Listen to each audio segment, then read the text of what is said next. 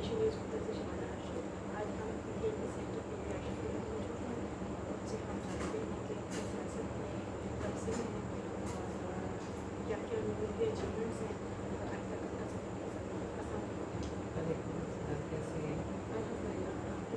बस अल्लाह का करम है, शुक्र है, अल्लाह में इसी तरह रखे जहाँ तक अब तक इज्जत से रहें, आगे भी इज्जत सही रहे, सेहत और इज्जत इंशाल्लाह। अच्छा मैम ये बताइएगा कि माशाल्लाह आपने इसी पॉलिटिक्स में थी, हम आपको देख रहे हैं, तो आपका ये सफ़र कब स्टार्ट हुआ था?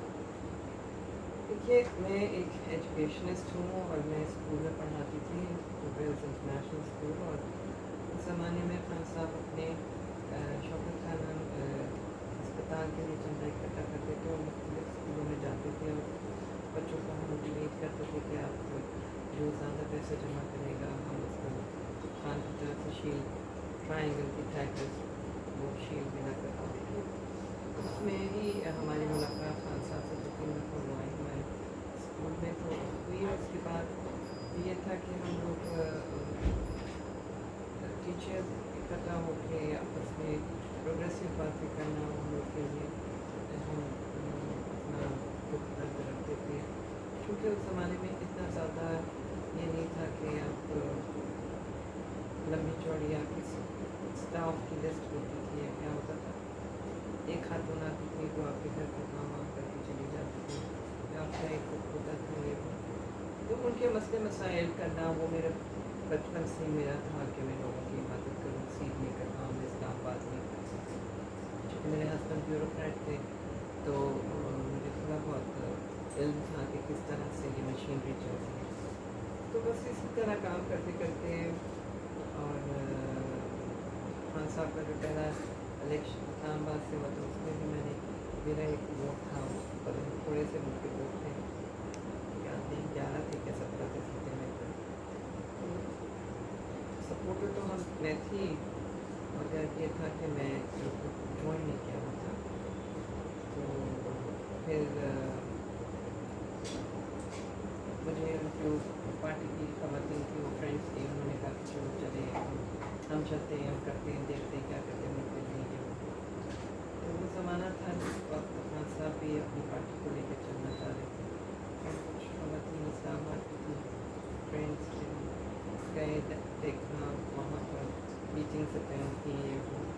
2000 में ऑफिशियली हम बन गए मेंबर पार्टी के और 2005 में मुझे खुदा लग गया। मैम ये बताइए आपका फैमिली बैकग्राउंड नहीं होता जब यहाँ फीमेल आपने एक तरह से पॉलिटिकल पार्टी को छोड़ने की तरह सोचा तो एक्टिविस्ट किसी ने जिसने कह रही कहानी नहीं ये ना कहीं जॉब कर रही वाली काम नहीं करती है? बिल्कुल, मेरी वालदा जो थी वो बहुत मेरे इस फैसले पे नाखुश थी। उनको ये था कि तुम सैयद जाती है और तुम वहाँ जाकर मर्दों में बैठोगे तो ये होगा तो वो होगा। मैंने कभी कोई सैयद जाती नहीं, मैं सिर्फ उनके लिए काम कर रही हूँ और हमारी जो बेटी रसूल पाक की वाइफ थी, क्या नाम था उनका, हज़रत Khadija she was trades woman थी और वो मर्दों में काम करती थी और उन्हीं की काफिले और उन्हीं की तिजारत को खान साहब वो रसूलुल्लाह सल्लल्लाहु अलैहि वसल्लम ने ज्वाइन किया तो उन्होंने फिर रिश्ता भेजा था तो कोई ऐसी बात नहीं। तो वही कहती थी कोई माथे पे नहीं लिखा हुआ कि तुम शादीशुदा हो, मैंने कहा माथे पे नहीं लिखा मगर किरदार और आपके अमाल पे लिखा होता है। और चलिए मदर की तरफ से आए हस्बैंड की तरफ से या बच्चों की तरफ से? बच्चे तो छोटे थे, उन्हें तो पता भी नहीं था कि क्या कर रहे हैं, वो बहुत छोटे थे। मगर हाँ हस्बैंड ने ये कहा कि तुम्हारी वजह से मेरी नौकरी चली जाएगी क्योंकि मैं ब्यूरोक्रेट हूँ। तो मैंने कहा no I won't do anything. मैं बैकफुट पे काम करती थी, मैंने बड़ा काम किया, खान साहब ने अप्रिशिएट किया और हमारे इस्लामाबाद में 7 नेशनल असेंबली के कौमी इलेक्शंस हुए, उसमें हमने 6 जीते थे। उसमें 2013 का था, 18 का था, 13 का था, 18 का था, 24 बस काम करते रहे, तंजीमी काम करते रहे, लोगों को मोटिवेट करके पार्टी में मेम्बरशिप कराना, इंट्रा पार्टी में भी मेम्बरशिप देते हैं लोगों को, लॉ कोर्ट तक तंजीम में बनाना खवतीन उनकी में प्रेसिडेंट रही थी दफा इस्लामाबाद में। बस काम चलता रहा इस तरह आहिस्ता आहिस्ता सफर चलता रहा। और तो माशाल्लाह इसका मतलब है कि खान साहब का तो जब से हमने पॉलिटिक्स स्टार्ट की तो आपने उनका साथ देना तो शुरू कर दिया। जी हम इस तरह था कि हमारा जब जब खान साहब आते थे G63 में स्ट्रीट 87 उधर हमारा सेंट्रल ऑफिस था। हम जाते थे खान साहब जब आते थे हम उनसे मुलाकातें भी करते थे। उनके पास और दूसरे लोग भी आते थे। जब जब हम उनके पास बैठते थे उनसे हमने बड़ा सीखा। उन्होंने हमें सियासत सिखाई और जो उनका विजन था कि लोगों के ऊपर तवज्जो दें तो उनके ऊपर ये जो उन्हें नहीं मिलते हैं उसके लिए हम जद्दोजहद करें। मैंने जो सियासत थी उसको एक इबादत की तरह उसको अपनाया और उससे मैंने हुकूक अल-अवाद पे तवज्जो दी।